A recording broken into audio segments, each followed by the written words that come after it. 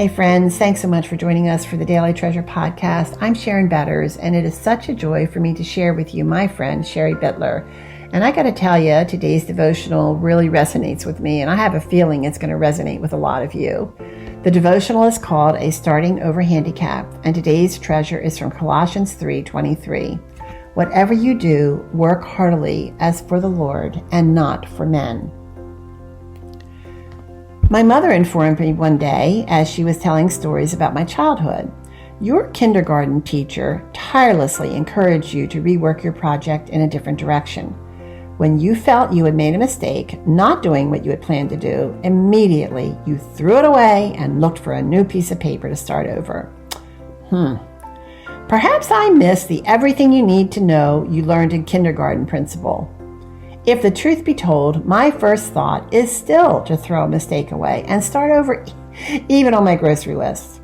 When I am asked to speak at a women's event, I often throw away 10 drafts before a working one settles into a spot on my desk.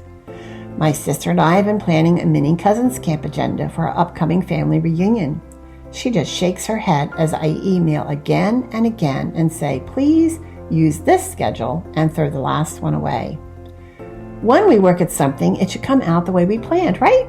Well, I have learned it is certainly nice when that happens, but the reality is, friends, God is in control. Not us, not me. He is writing my story, even the little details. He is steering me on the path according to His wisdom and plan for my life. This doesn't always come to my mind as quickly as I would like. I get caught up in my plans, though the real peace and freedom comes when I can remember this truth. When I begin my day praying that I will turn stumbling blocks into stepping stones, my attitude strengthens and braces for an adventure instead of a chore. My flesh often wants to lean toward disappointment, negativity, and blame. It can be easy for me to justify and excuse, but down deep, I know better and I want better. With an intentional heart and stopping to pray, I turn my attitude to grateful, to positive, and I focus on the goal. I want my day to honor the Lord. I want my day to be a pleasant one for the people I will encounter. The gift of the gospel shouts God's love for me, and I must respond. Sometimes in weariness I respond, and I know He understands. The realization of this truth often breaks through my soul with joy, and my energy is renewed. So when it seems like nothing but stumbling blocks stand before me, I try to remember to take heart. Through the years, He continues to teach me when I acknowledge His control, His plan. When I am willing to do the work, the stepping stones appear. I am so grateful that He doesn't have a starting over handicap. At the beginning of this week, my calendar squares listed appointments for 2 days. Looking back at my week, I was out of the house every day. Grandchildren, friends, our wedding anniversary, a concert, and an unexpected funeral were added to the calendar. This is God's story, His adventure He has planned for my life. I am reminded how Jesus came to His disciples not before the storm, but in the middle of the storm. I remembered when my physical therapist, helping me walk stronger, encouraged me by saying, "Keep your eyes up, do not look down at your feet." I was developing a habit of keeping my eyes down to scout for any tripping hazards or unsteady terrain.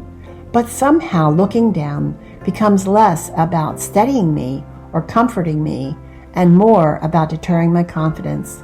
Looking up seems to magnify my peripheral vision for warnings. Perhaps it is the MS, perhaps it is age. But when I get out of bed in the morning and it is damp and rainy, my body aches with a fury. If I am not feeling strong physically, it seems my disappointments dance to a louder tune in my heart than my joys. I fight, determined to rise to what I know is truth.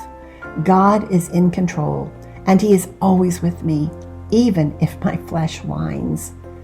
The Lord's faithfulness triggers my heart to search for gratefulness in each day, to look up, helping me take my mind off the discomfort and to praise Him.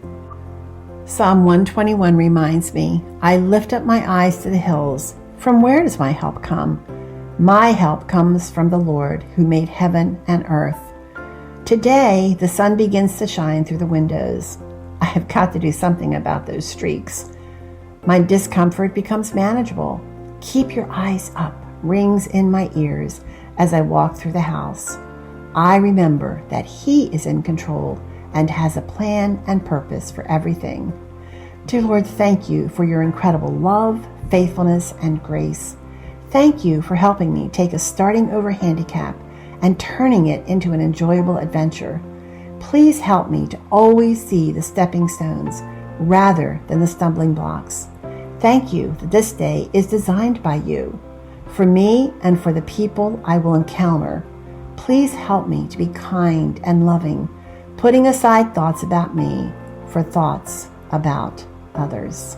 Friends, thanks so much for joining us for the Daily Treasure podcast. And as always, I want to introduce you to another resource that offers the help and hope of Jesus, and it is called our Help and Hope podcast. And this week, I want to introduce you to Christine Weiss, who is the founder of Faith Wears Pink, an online support platform for women battling breast cancer. I just love my conversation with Christine as a fellow breast cancer warrior. In our conversation, she talks about how she learned she had breast cancer at the age of 44. And friends, her diagnosis followed wave after wave of personal crises. I really want you to hear this conversation with Christine, and I hope that you will share it with others. So go to helpandhopenow.org. That's helpandhopenow.org. And look for my conversation with Christine Weiss. Thanks so much for joining us, and we look forward to being with you tomorrow.